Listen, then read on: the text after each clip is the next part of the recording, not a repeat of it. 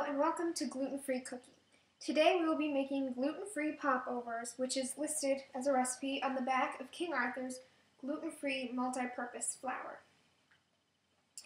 If I start a blog, which hopefully I will, fingers crossed and I don't get lazy, I will put this recipe by King Aurthur's Flour, up on my blog. Okay, so let's get started. First, you're going to need to preheat the oven to 400 degrees Fahrenheit. My oven's upstairs, so it's preheated.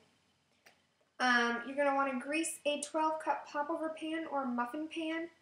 I don't know what a popover pan is, so this is my muffin pan.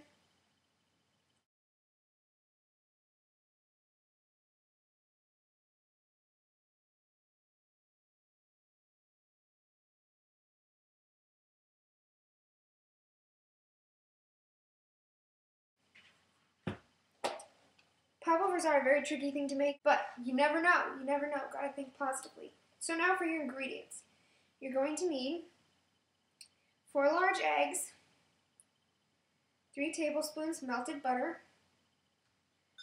1 1/4 cup lukewarm water, 1 cup multi-purpose flour, which of course is King Aurthur brand, 1/4 teaspoon xanthan gum, and 1/2 teaspoon salt. And I just mixed the xanthan gum and salt together because they're so small. Oh, you're also going to need a whisk, and I also brought a spoon just in case, but you're going to whisk together the eggs, butter, and milk in a large bowl. So, we have the eggs, the butter, and the milk.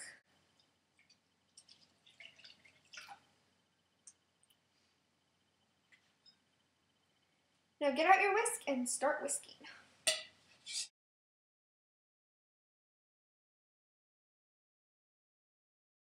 In a separate bowl, you are going to want to whisk the flour with the xanthan gum and salt. So since I have the whisk in here, I'm just going to mix it.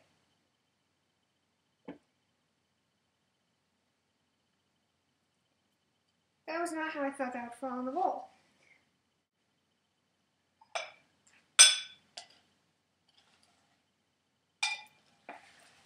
So we whisk together our wet ingredients, and now we are mixing together our dry ones.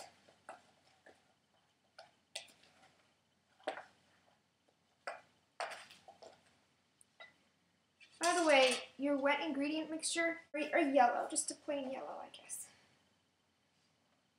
The next step is to gradually mix our dry ingredients, like so, in with our wet ones.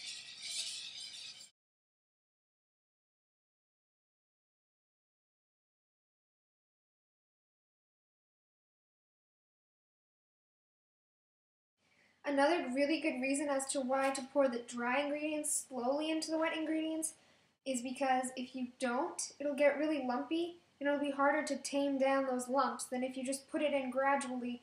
It might get a little lumpy, but it's much easier to contain that than lots of lumps. So now that we have whisked it until we have a smooth batter, we are going to pour the batter into the greased cups, filling each one about 2/3 of the way full. I really hope these turn out okay.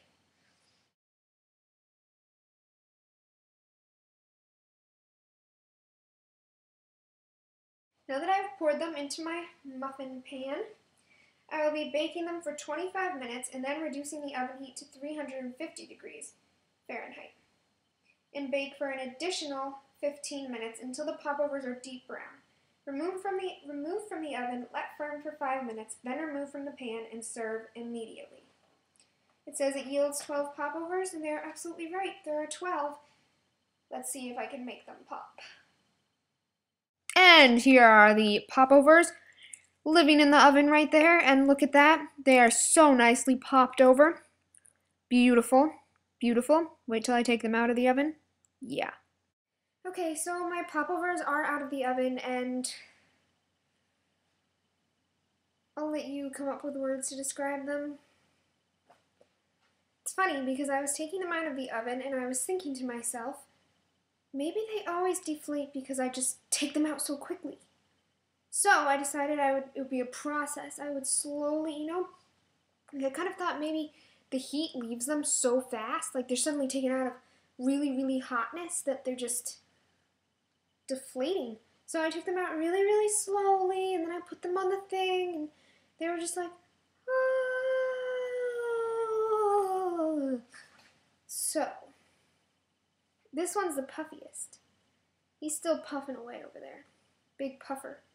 I don't really know what to say. I don't know if it's me, if I just can't, make popovers, and I made sure not to open the oven at all while it was baking at all. So I didn't. And they still kind of came out the way they did. So make a video response, leave a comment, tell me how you make popovers and how you make them stay. I don't understand why it's like some magical art that I just cannot seem to grasp. These taste really, really good with some,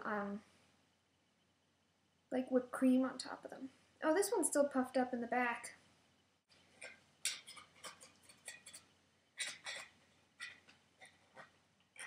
Oh no, I just cut into him.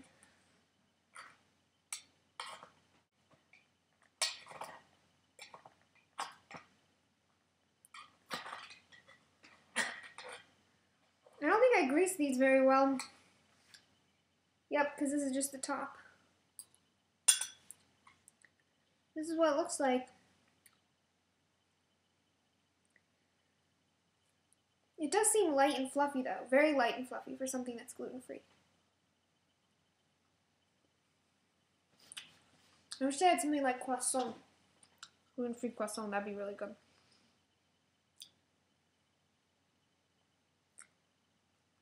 This is pretty darn good. I would absolutely recommend this recipe, even if they don't stay popped up. It's very good. It almost seems like you could make croissant out of these. Okay, so I don't know what you're waiting for. I think you should get off your butt and rewatch this video from the beginning and make them with me, okay? Okay. Then leave a comment while I eat the rest of these. Nobody will know, right?